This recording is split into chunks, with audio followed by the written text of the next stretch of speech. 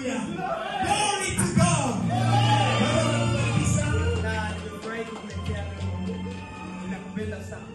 Baba, katika jina la Yesu, asante kwa ufunuo wa neno lako ambalo umeachilia katika mioyo ya wale wako. Ninakutukuza, ninakubariki. Mioyo yetu imefurahi kwa kuwa tumelipokea neno lako. Asante kwa ajili ya unabii ambao ni maongozi ambayo yameelekeza maisha yetu. Tunakimbia katika haya kama yule aliyesoma, maana ulisema uiandike njozi hiyo, kwa maana kila asomaye asome kama maji, apate kukimbia naye, apate kuenenda naye.